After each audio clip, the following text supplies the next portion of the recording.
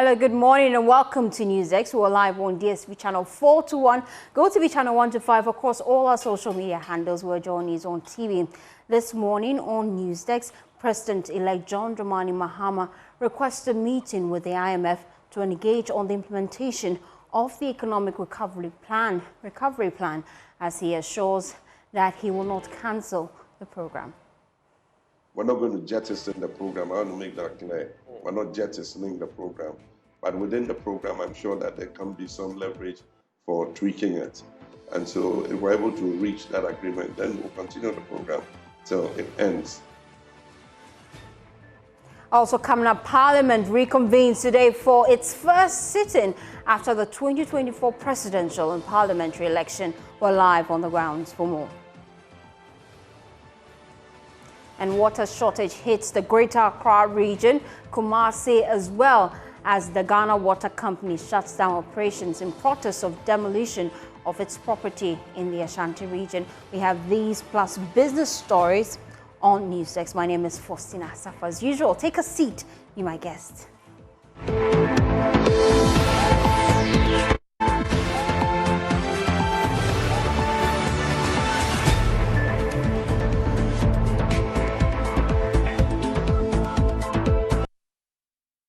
Thanks for choosing us. We are your home of independent, fearless, and credible journalism. Now, President-elect John Dramani Mahama says his office has started engaging with the IMF to review the implementation of the bailout program. Ghana secured an IMF extended credit facility worth $3 billion in 2023 after Akufo-Addo administration opened formal negotiations with the IMF 3 years ago. Well, in an interview with VOA, Mahama assured that his government will not cancel the IMF program that his predecessor has signed. The economy is going to be the #1 focus because it affects everything else. If the economy is in a bad way, it affects education, it affects agriculture, it affects sports, it affects every sector of the country. So we're going to have to be dealing with stabilizing the economy. Unfortunately, in this circumstance, we have two major issues. One, macroeconomic stability, and two, debt sustainability. In all the other times that we've gone to the IMF, it's just been for macroeconomic stability. But we have twin problems now. And so we're going to continue the IMF program. We already have requested some discussion with the IMF because we're not part of the negotiation of this program. And so we need to look at how we can all be on the same wavelength in terms of implementing the program. We're not going to jettison the program. I want to make that clear. We're not jettisoning the program. But within the program, I'm sure that there can be some leverage for tweaking it. And so if we're able to reach that agreement, then we'll continue the program till it ends. What it means is that the budgets must align with the IMF program. So there's not much leverage in there for making the kind of radical reforms that you might immediately need to make. But we would accept the reforms that are being made under the IMF and deepen them when we have our own program after the current extended credit facility runs out. Well, President-elect there, John Dramani Mahama, in his own words, he says that there should be leverage to tweak the program. Last week on NewsX, I engaged the former Finance Minister, Seth Tekpe, and he was explaining what exactly this tweaking would mean for the IMF program. I think we should again, like we did with the law, use the IMF program itself. Okay. As a backdrop. What is it that we are supposed to be meeting? Right. So I think that will be, and we have gone through the third review. Yeah. Now there's precedence. The 2015 IMF program overlapped an election year, and the MPP took over. The program. We left buffers. You remember the Second Fund, the Stabilization Fund, and others. We know today that they are depleted. So again, that's another factor. We're not going to have that situation, despite 3 oil fields, right? We're supposed to be, like all IMF programs, we're supposed to be raising revenue. The biggest headache we have now is the domestic tax revenue, which is not performing too well. There was to be a digitalization, if I may use that word, or automation, which was not completed. In fact, there was just a tender, which was cancelled. Okay, so when you talk about revenue measures, tax measures, right? The platform on which it was going to be done on a broad basis, apart from the increase in levies and the rest, the main thing is the restructuring. It's still pending, and it will have to be rolled on. We know about expenditure. I'm picking the areas where, we have commitments under the IMF. We know expenditure is very high. We're supposed to be reducing it against the background where your revenue is not as buoyant as it should be, right? That leaves you with a big deficit, revenue minus expenditure. That's what we call a budget deficit. Because your expenditure, like a household, if your expenditure is higher than, your salary and your maybe mommy's shopping and shops, maybe the families that have, say, taxes and the rest, you put all of that together, you may see your expenditure being higher, maybe because it's a semester, coming after Christmas and all that. So the nation finds itself in that situation. So we're supposed to raise revenue, reduce expenditure, so that we can reduce the deficit. Because the deficit is what you borrow. When you talk about financing the deficit, that is the deficit for which you are borrowing. But you've defaulted on previous loans that you took, which brings I'm trying to bring you to where, you came in again with, debt suspension and, and all of those commitments that we have, the debt exchange, some of which is due for payment and all that.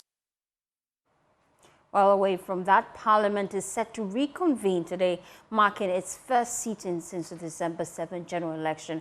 Well, this session follows an official circular from the Speaker of Parliament, Alban Babing, asking members of Parliament to return to work. Now, before the elections, we know that the Majority Caucus, led by Alexander Fenyomarkin, had repeatedly urged the Speaker to recall Parliament for urgent legislative business. However, the Speaker declined these requests, maintaining that parliamentary activities will remain suspended until after the elections. And that is happening today. My colleague Hugo Asante is live in Parliament, and we'll be crossing over to him shortly. But let me bring in a former ranking member on the Constitutional and Legal Affairs Committee in Parliament to join the conversation.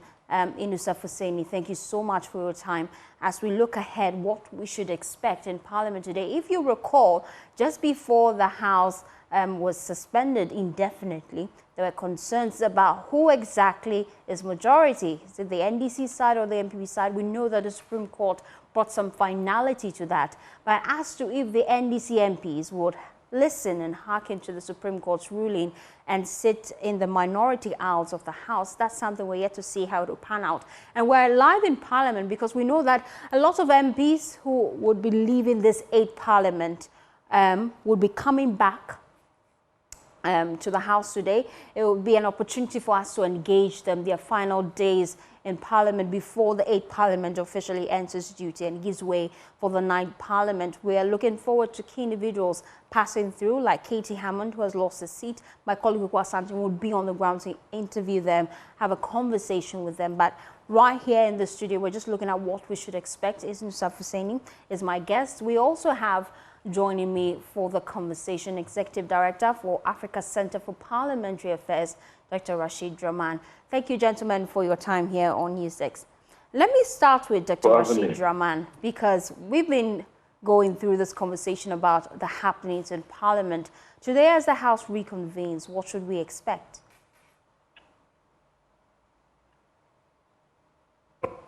It's going to be very difficult to tell because both sides are still holding themselves up as majority. I mean, we've heard that over the past couple of days after the election outcome.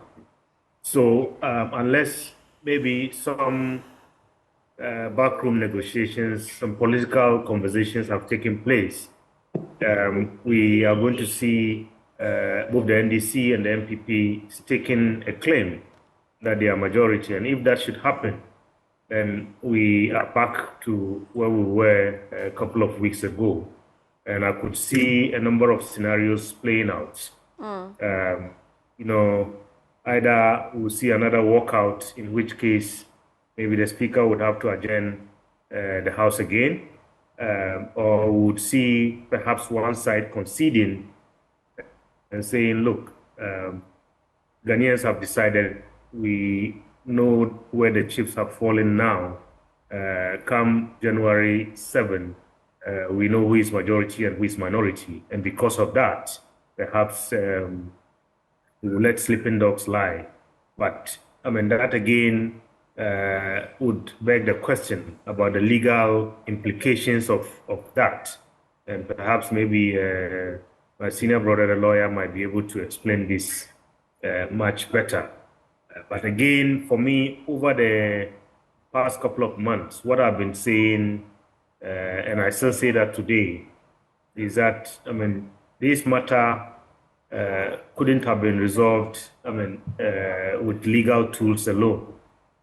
There is the need for a lot of conversation, and that I believe did not happen, because that's why we are seeing, up to this point, both sides taking the claim that they are majority. So if I was to offer any advice, I would say perhaps one side might have to concede and let maybe peace prevail, so that this eighth parliament would end peacefully. And perhaps, if I could go further, I would say it might be in the interest of the NDC caucus to do that, because we have, the appropriations for the next 3 months to think about, and they will be the beneficiaries of that. I believe that's the only major business that perhaps, if there is any one business that they have to conduct before this parliament expires, that might be it. And so we'll wait to see in the coming hour or two. It's very difficult to tell, but I believe these are some of the scenarios that could play out. Now, the Supreme Court's ruling brought some sort of finality to the argument as to who exactly is majority in the House. And so many are looking up to the Speaker to show some sort of leadership, because the NDC side of the House, they've served notice that for them to respect the Supreme Court's ruling, the Speaker would have to give effect to that ruling by informing the House of the Supreme Court's ruling. As we look ahead of what we're expecting today, what are you expecting from the Speaker? I don't know where the Speaker sits in terms of the intervention of the Supreme Court.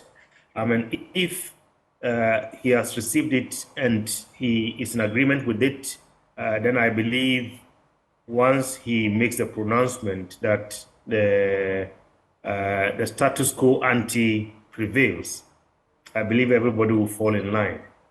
But I don't know what the Speaker is going to say, and I don't know how that ruling has sat with the Right Honorable Speaker. But I believe that, as many legal brains have said, once the Supreme Court makes a pronouncement, whether we agree or not, I think that is final. Even though there are many who question the whole basis of, this separation of powers that we operate on, in terms of, yes, one, side of the arm of government is supposed to check the other, and the Supreme Court is supposed to be the check on the two other branches. But it begs the question, who checks the Supreme Court? Especially with all the commentaries that we have heard in the media over the last couple of months about, many questioning whether the Supreme Court is not being political and so on. Who checks these people?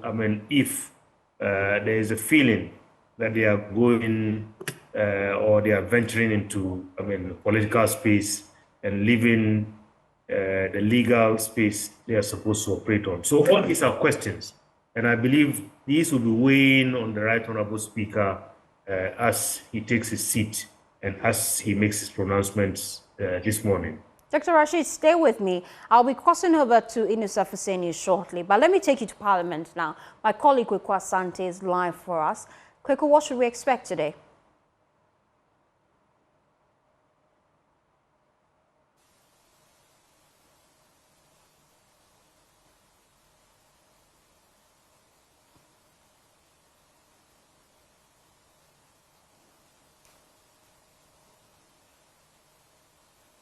start at 10 o'clock p.m.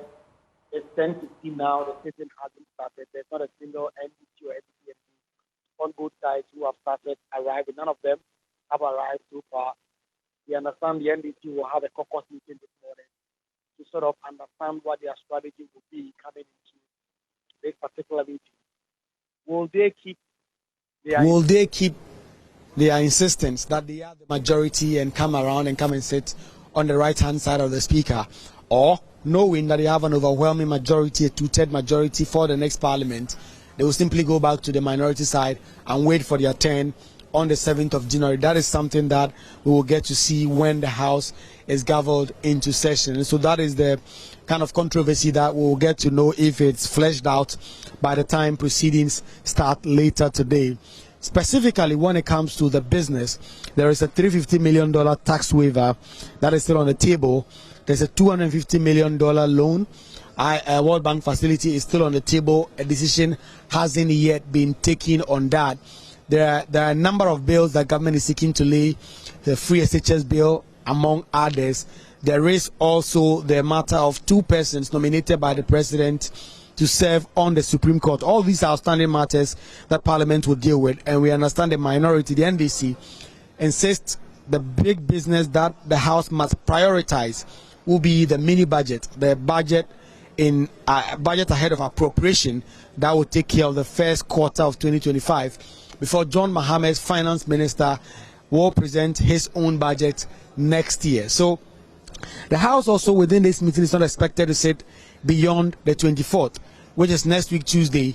And so when the House sits today, we'll get to know the business statement. It will be presented.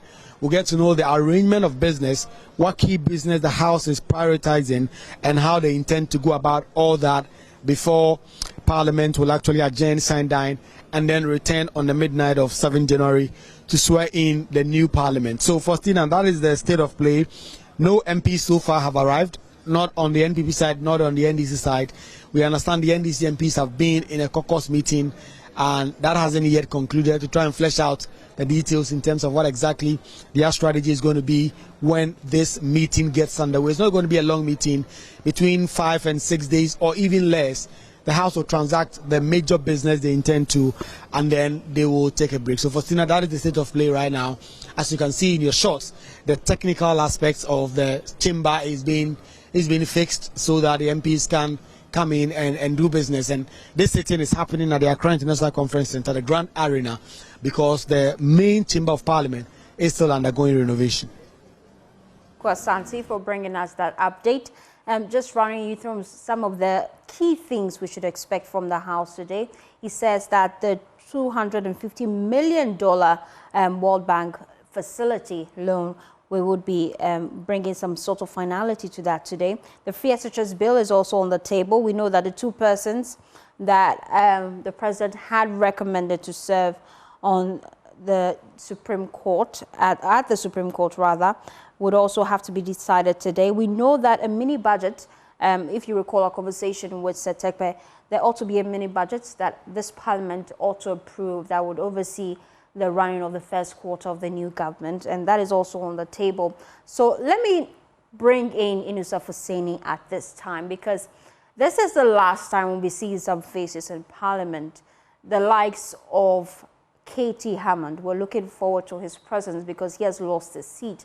The likes of Esla Owusu, who has also lost her seat. A lot of MPs that are in this 8th parliament. This will be the last time we'll be seeing them before this parliament officially ends its duty.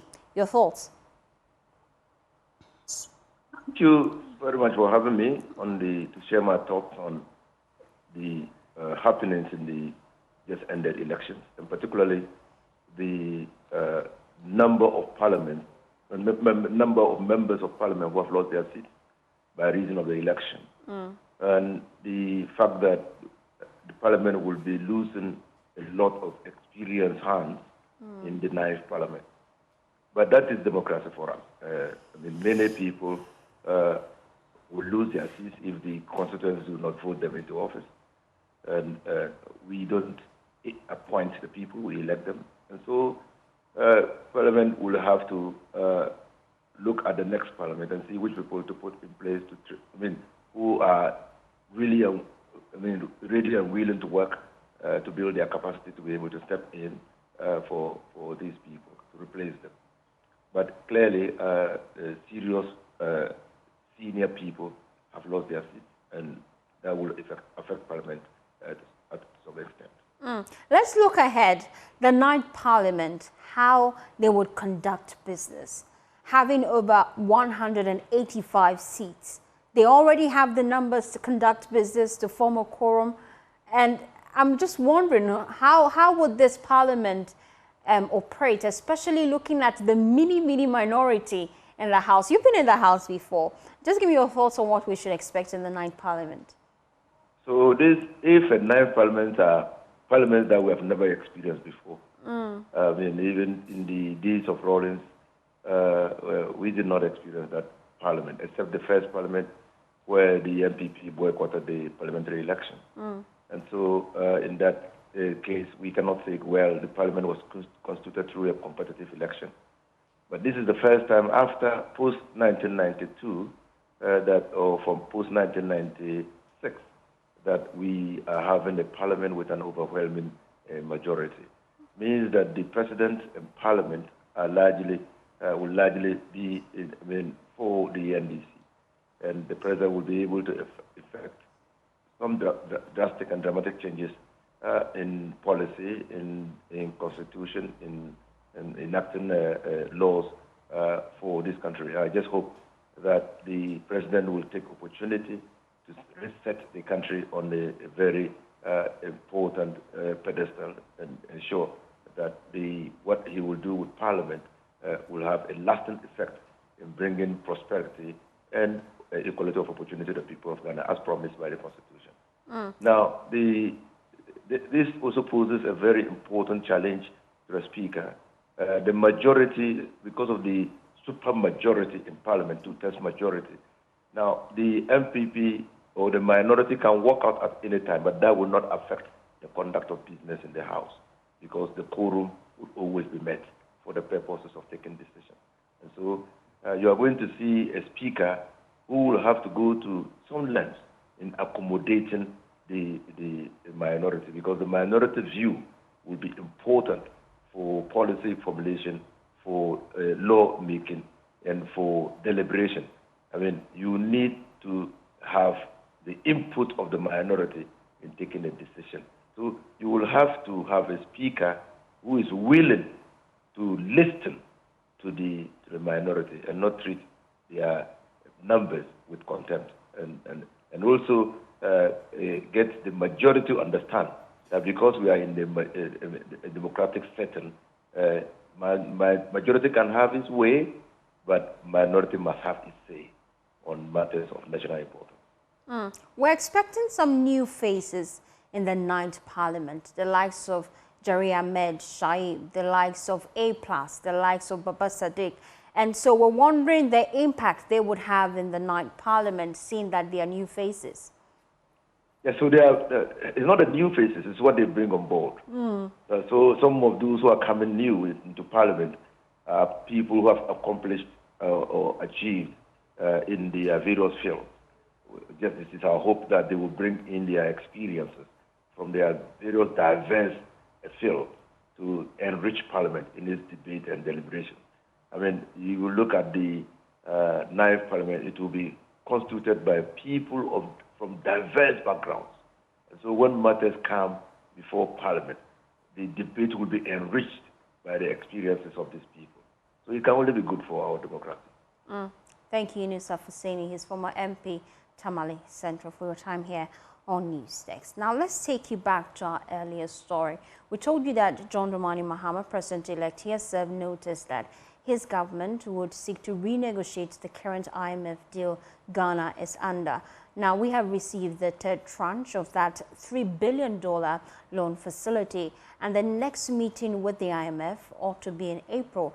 But John Dramani Mahama have served notice that they've already started engaging the IMF to see how best they can tweak the program. So we're just bringing in Professor John Gachi. He is an economist. Just get his thoughts on this. Earlier, we heard from Seth Tekpe on how best they can go about it. He served notice that they would not truncate the current deal government is under. However, they would seek to modify it. And in modifying it, we're asking what exactly should this coming administration look at doing to ensure that they better improve the fortunes of the economy. John Gachi, your thoughts?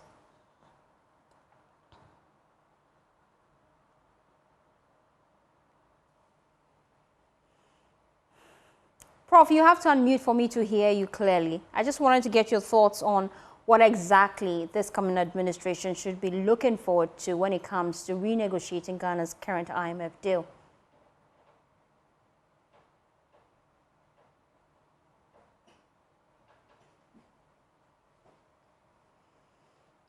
I'm told by my technical team that unfortunately we do not have clear connection to Professor John Gachi. He is Dean of UCC Business School and is also an economist. Join us to just share his thoughts. We know that President-elect John Dramani Mahama served notice that his government will be seeking to renegotiate the current IMF deal Ghana is under. We're just looking at the modalities. He's also been telling us that he would not truncate the current deal that Ghana is running. However, he will seek to modify it and see how best his government can benefit from it, since they were not in negotiations from the start of this program. We're just getting thoughts of John Gachi and what exactly his government should be looking out for. Professor John Gachi, thank you so much. I'm told I have clear connection to you now. Your thoughts?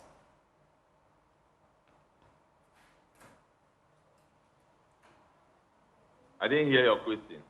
I was asking, since John Dramani Mahama, President-elect, has served notice that they'll be looking forward to renegotiate the current IMF deal Ghana is under, I'm wondering what areas you think they could look at. So I think, first of all, it is a standard practice that agreements of this nature have an opportunity for renegotiation. We have seen that done by the MPP. That was why they were able to roll out their programs, even though we are under IMF program. That was the reason why they are able to extend to another 1 year. So John Mahama has a set of policies to implement, and some of them, to implement them, you need to have some adjustment in the program, and that is exactly what he has started engaging the IMF with. It's not anything strange. And I'm just wondering, with this adjustment, what exactly should we look out for that would benefit the economy? Because we know that currently we're seeing some sort of gains. The cedi is seeing some sort of gains against the dollar. And so it points to something we're doing right. And so if we're going on the table to renegotiate the deal, what exactly would we be doing? Well, I think that is early days to talk about. I believe that we have been managing the cedi not today, and all of a sudden we started having those depression in the depreciation of the currency. How much we are doling out to achieve that, it's a matter of deciding whether that is right or not. So that will be a different subject matter. But the point is that the president is coming with a set of program to execute. When the MPP came with one district, one factory, if they were not to negotiate with the IMF, they couldn't have implemented that. It's the same thing John Mahama is doing. He has a 24-hour economy. He has specific program for agriculture. He has specific program for job creation. That is exactly what he's going to negotiate with the IMF for accommodation. Away from the IMF, looking at our economic outlook currently as a country, what key areas do you feel the next administration should focus on? Well, it is very clear that food inflation is an issue. The next administration should deploy its policy measures to address food inflation, and that will also mean that you need to step up production of the food items that we have lacked in the production process, and that is very, very important. And it's also important that the In so doing, the new administration will now think about how finances will be directed to the rural economy where most of the production takes place. So for me, that is key.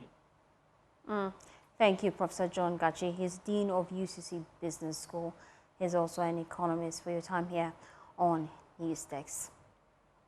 Now, away from that, acute water shortage has hit the greater Kumasi metropolis as residents struggle to access water following the withdrawal of services by workers of the Ghana Water Limited, where residents are expanding productive hours in search of commodity for their domestic and commercial chores. Emmanuel Bradkweko monitored the situation in that region. He filed this report. The Ghana Water Limited in the Ashanti region shuts down operations on Friday in protest of the demolition of residents and property in the Ridge residential area they claim to own. In the last 3 days, residents who solely rely on water supply from the Ghana Water in the greater Kumasi metropolis have been in a desperate search for water. Taps in their various homes have stopped flowing. They are resorting to wells and other underground water sources for their daily chores. The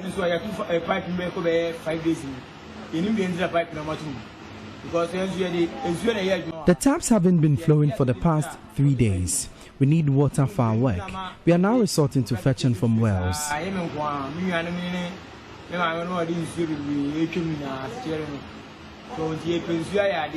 As the dry season sets in, water is now more essential for various homes and industrial chores. But the scarcity of it is presenting a daunting task on food vendors.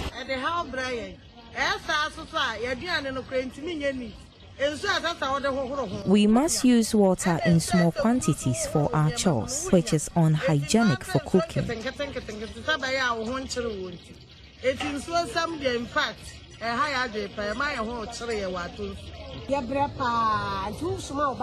My son always complains of neck pains because he must fetch numerous buckets of water.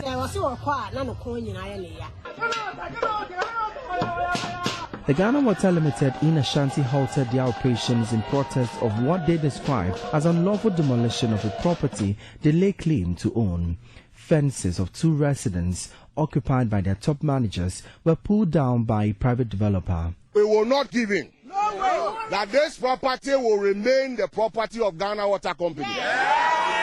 But Joy News checks revealed occupants of 200 bungalows on the 400 acres of land retained by the Asantehene were to be relocated into newly constructed ones. The property, we are told, was given as a collateral to private developers taxed to construct bungalows for government agencies affected by the retainment. The Vice Chair of the Senior Staff Association at the Ghana Water Limited in Ashanti, Emmanuel Okoti, says the affected property houses a crucial component for effective water distribution in the metropolis. He says they are not relenting on their demands. How can we supply water when we don't have opportunity to expand? Because higher elevations are important for water supply. They provide avenues for gravity flow, so that we can use that one to augment our flow within the region. If the need arrives, even the redevelopment that they are talking about, if they increase the population density around that area, it will mean that we have to improve on the pressures there. Now the facilities, the spaces that we have, that we can convert into this, that's the one that they are now selling to themselves.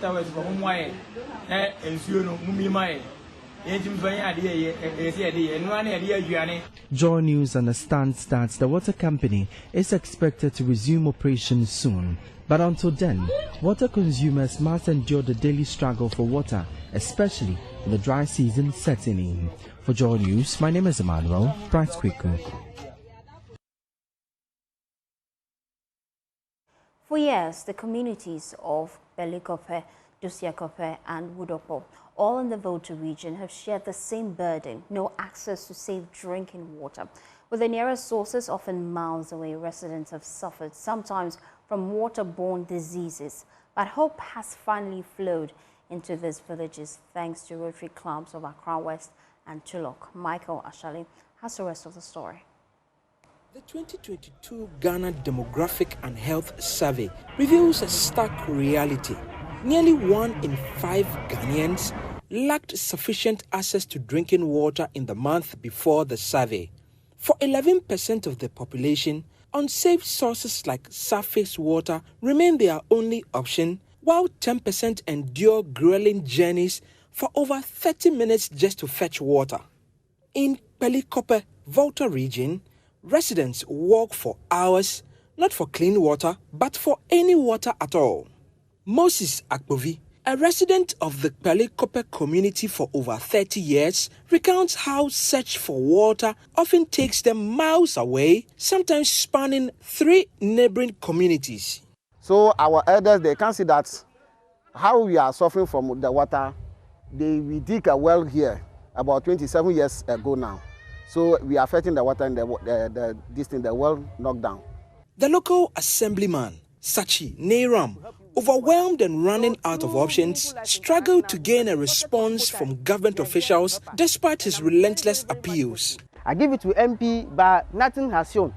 I give it to government institution, but still, I give it to MPs, whether MC to the same thing. About 20 kilometers away, Doziakope mirrors the struggles of Pelikope, a community burdened by the same unrelenting water crisis. Biedo Kennedy is the assemblyman for the area. You know, the women suffered a lot, especially the pregnant women. The former source of water that we normally use, we get a lot of diseases from it. These wells are a common thing in many of the homes. But even this is empty as at now. Farther north, the small farming community of Fudopo struggles as well. Millicent's children sometimes miss school because of the long trek to the nearest stream, a situation she fears could permanently derail their education. By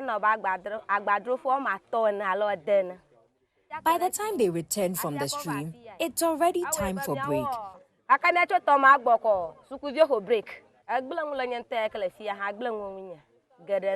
This had affected my own education and now that of my children. Residents of Pelikope, Doziakope, and Wodopo finally have clean water close to home thanks to the Rotary Clubs of Accra West and Telok, with support from Meaningful Life International.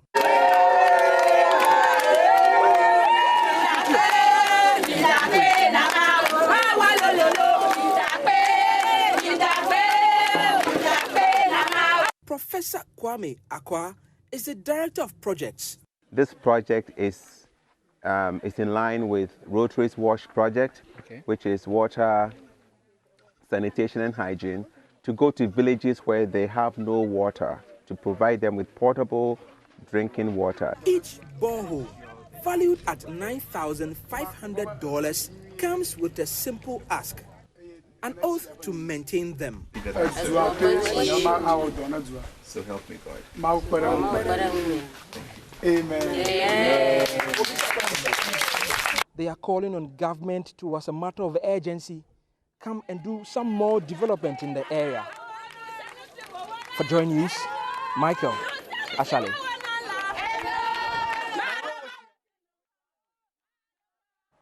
Well, thanks for staying with us here on the Joy News channel. We'll be back with business news. Please stay tuned in.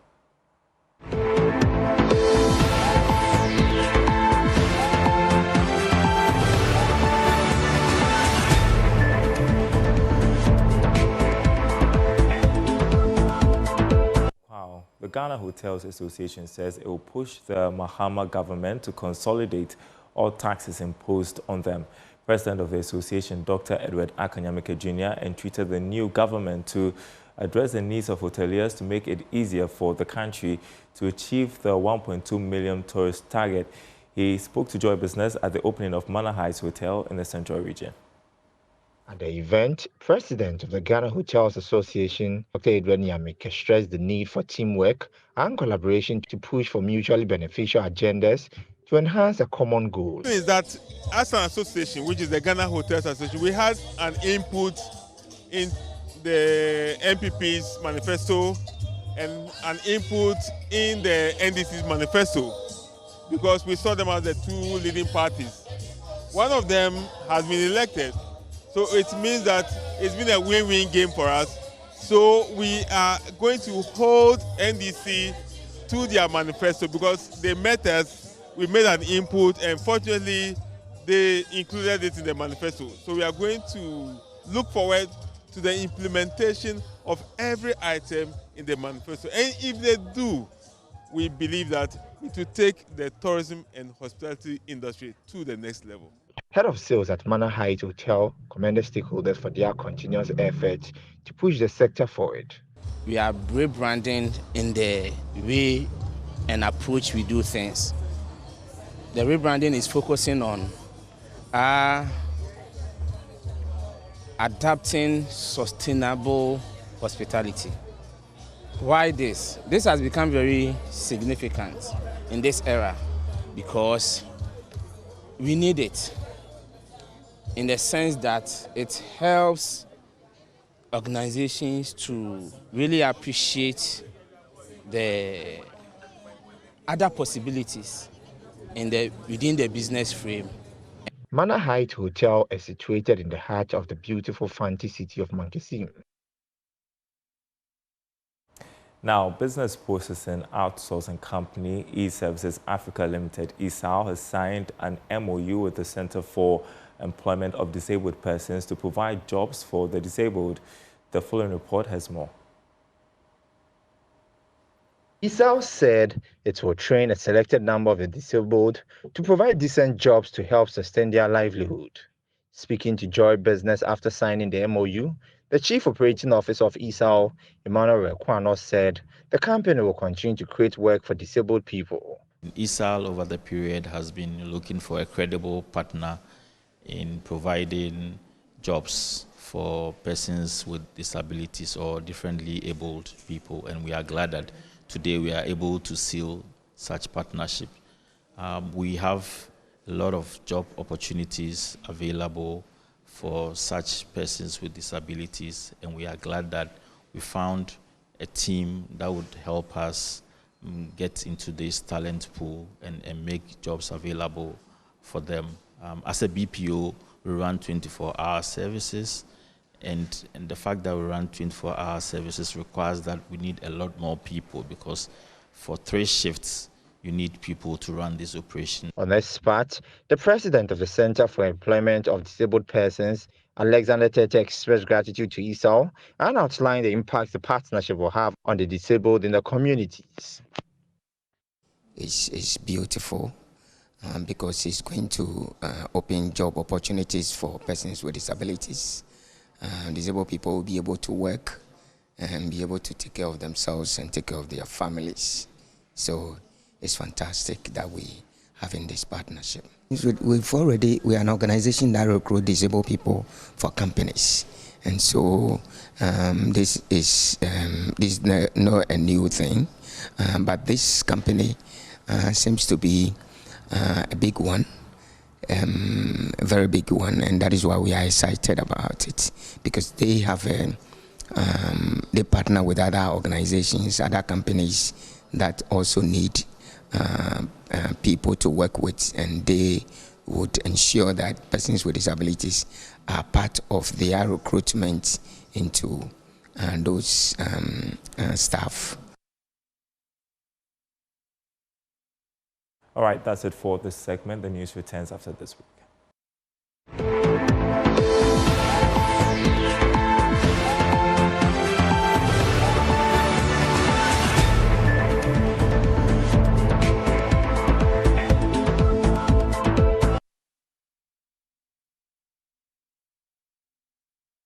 Thanks for staying with us. Now, let me take you to the Western region, where health officials are implementing stringent measures to curb the rise of cholera in the area.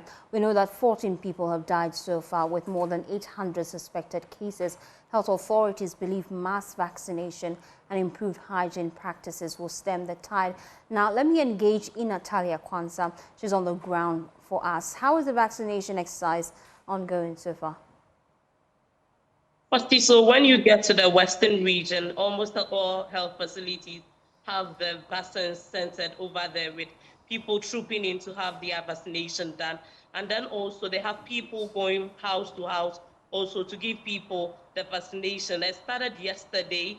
They moved to some churches, and today they are moving to schools and other facilities. But right now, firstly, I'm here at the Kwesi Hospital, and I have with me the nurse manager, Auntie Vivian. So we want to find out from her how the situation has been for Kwesi since the last time we visited the place. Auntie Vivian, tell us, how has the cholera outbreak been for you in Kwesi? It has been so bad. Actually, it started with only 3 cases as at 10th of November. Yes. And then we lost one of them. 2 were discharged. We actually went for a conference and came out with the cholera. But after that, we've seen a spillage. A lot of cases have been coming in. So we had to convert our isolation units, the antenatal clinic, into an isolation unit where these patients are being nursed. As I speak now, the numbers have escalated so much that we have even converted part of our OPD and its environs into another unit where the cases are being nursed. That is the situation on ground so far. But tell us, what about the vaccination? Have you received it, and how has it been? Yes, it is ongoing. We started yesterday, and at the moment, people are coming in to be vaccinated. Yes. The future looks bright. I mean, we have about a week to Christmas, and you know Christmas and Takra Day. How should the residents of Kwesi prepare towards it? Yes. So as I speak now, we are encouraging everybody to take the vaccine so that within 2 weeks, the condition can be curtailed or reduced drastically. And I also want to say that hand washing is paramount. Hand washing with soap and water, not any water at all, clean water with soap and water, water and soap, so that they will prevent the infection from spreading to others. And then the vaccine to help to reduce the spread. Okay. Yeah, so firstly, you heard she's the nurse manager here at Kwesi Hospital. Just like she said, the OPD is flooded, and then another place that they use for isolation center. This is not the only place. This morning I had shared some pictures of Mefiam Kwanta where people are sleeping outside. They have to use screens outside to cover them. So they are battling with the cholera as well as mosquito biting them and all that. So the situation is really dire here in the Western region with effect to cholera outbreak. But we are just praying that these vaccines will make a change, and then people would also adhere to all the protocols that the health officials are putting in place. Thank you, Natalia Kwanzaa, for joining us with that update from the Western region. In subsequent bulletins, we'll be touching base with our correspondents across the country as we look at the picture across the country. Now, let me take you to the New Patriotic Party headquarters at Asylum Down. They are organizing a press conference this morning. Peter McMahon on your screens there. Let's listen in.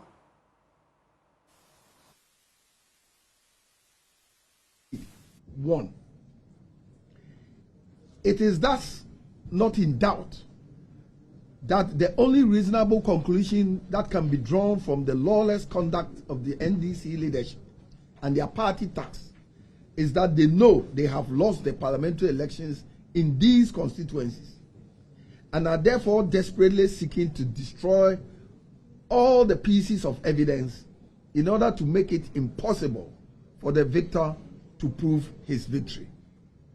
We shall at this juncture proceed to demonstrate that the NPP parliamentary candidates in the above-mentioned constituencies indeed won the parliamentary elections. Details of infractions in each constituency. 1. Ablekuma North constituency. The NPP parliamentary candidate, Honorable Nana Akuya Owusu Afriye, has won the parliamentary seat with 414 votes difference. According to data collated from all the 281 polling stations in the Ablekuma North constituency, Honorable Akuya Afriye of the NPP obtained a total of 34,613 votes to beat her contender, Rebra Obem of the NDC, who obtained 34,199 votes. We have scanned all the 281 pink sheets issued to us by the presiding officers of the various polling stations before transporting them to the EC Collation Center.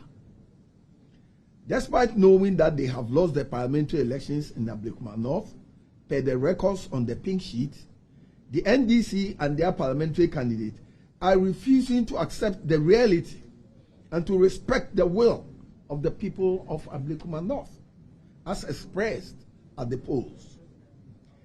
They are still desperately seeking to mislead their supporters and the general public into believing that they won the election. Further to this, the NDC tried every possible means to destroy pink sheets, which are the primary records of the elections. It will be recalled that on Sunday, 8 December 2024, NDC tax stormed Ablekuma North Constituency Collation Center, overpowered the police, and ran amok, attempting to destroy every electoral material on site. In view of the vandalism that occurred at the collation center by the NDC hoodlums, the EC was unable to continue with the collation exercise at the Constituency Collation Center. Consequently, the EC invited the parties to the EC Regional Collation Center at Rich on Monday, 9th December 2024 to complete the collation.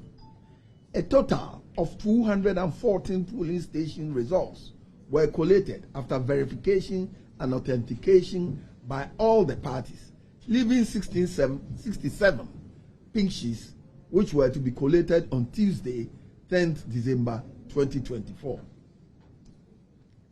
However, when the parties got to the Regional Collation Center on Tuesday, the NDC representatives, in shocking turn of events, said they wouldn't allow the EC to collate the remaining 67 polling station results, insisting that they could not find their pink sheets.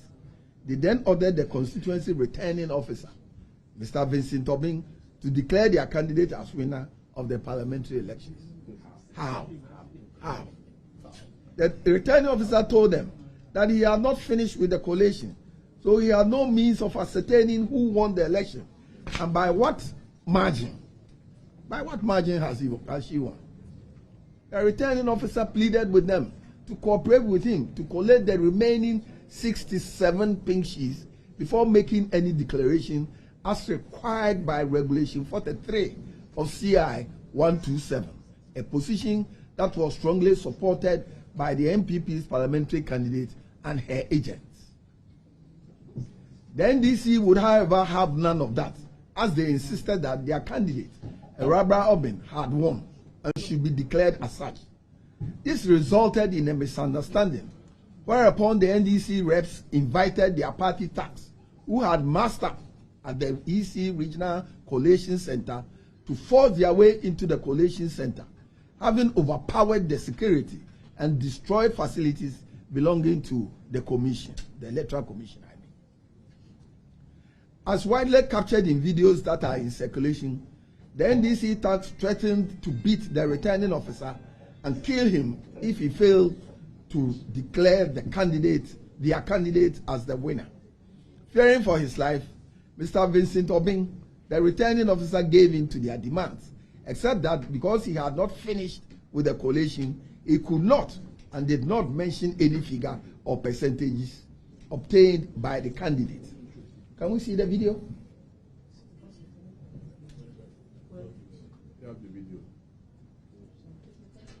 There's a glitch here. Okay, let me continue. We'll show you the videos. The returning officer, in response to this is the time. Okay, this is the video. The returning officer being attacked and frisked to declare. Is there any voice?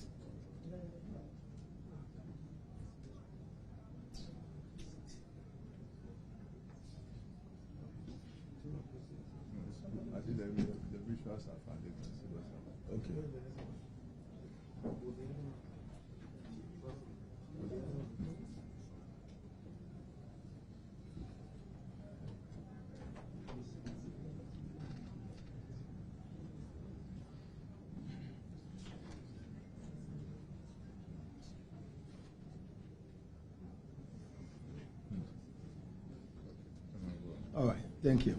The returning officer, in response to what the NDC hoodlums had ordered him to do amid the threat of his life, only said, "I declare you as a winner," without even mentioning the name of the candidate nor the number of votes obtained by any of the candidates as required by law.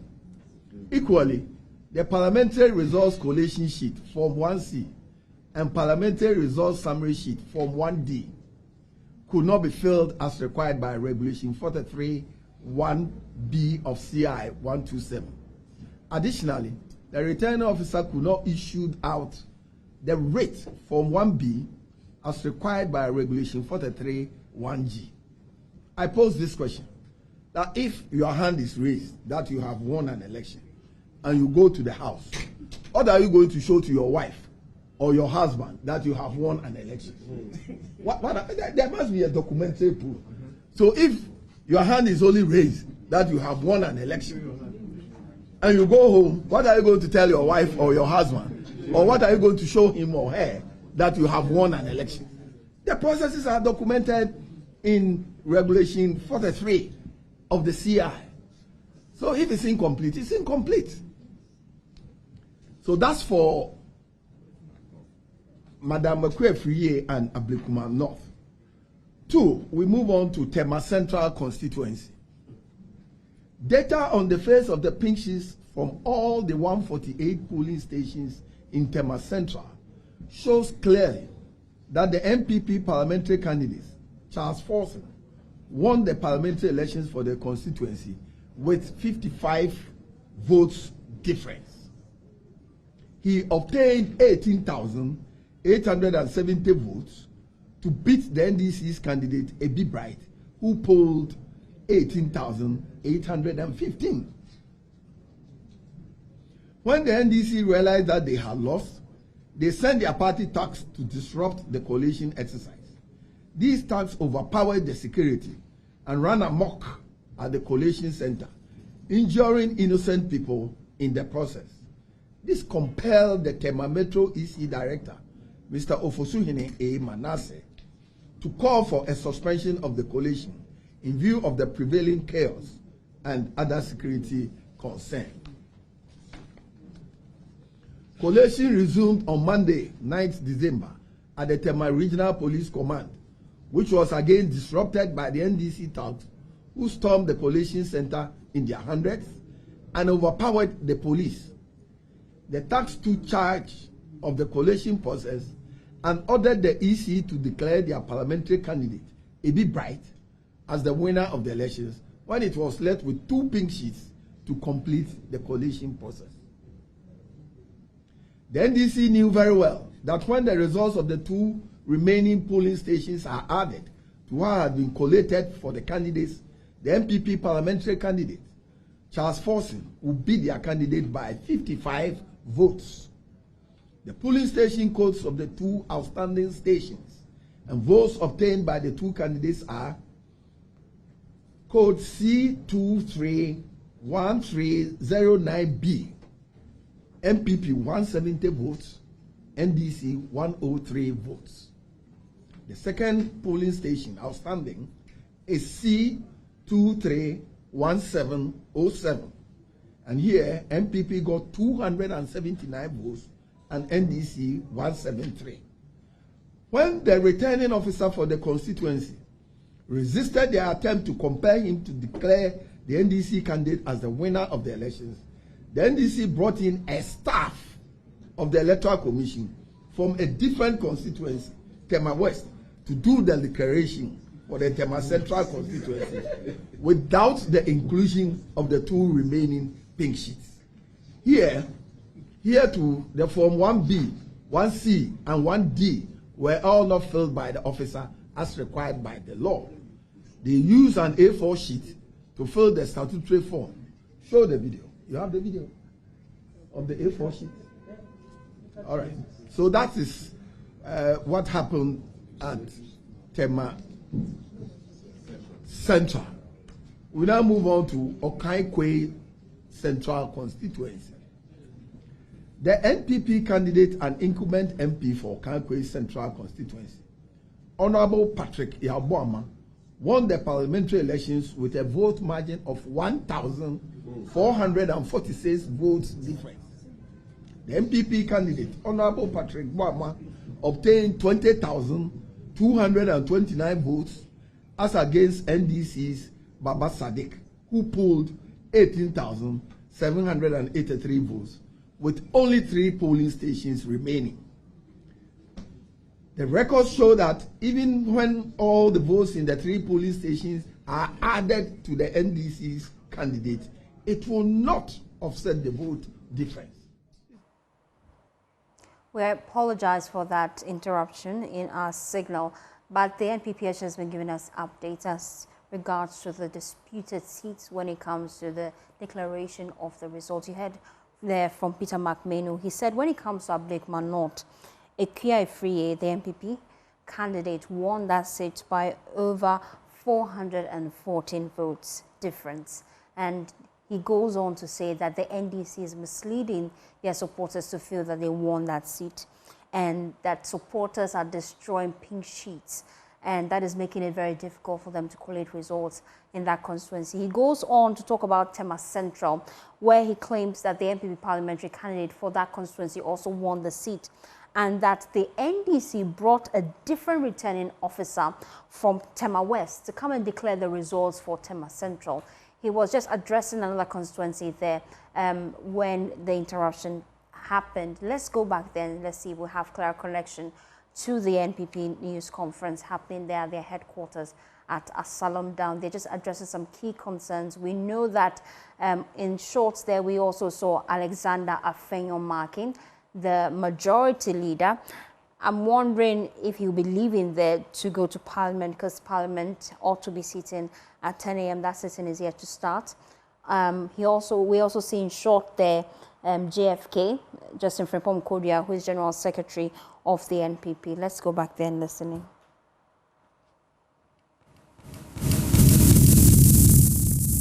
Coalition Center and coerce the returning officer to declare. And here too, we have video footages to corroborate these incidents of vandalism and physical abuse of the electoral staff.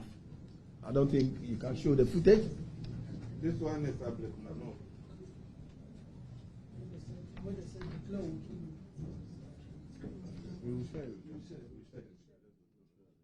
All right, so let's go to the fourth one. Domi Kwabenya.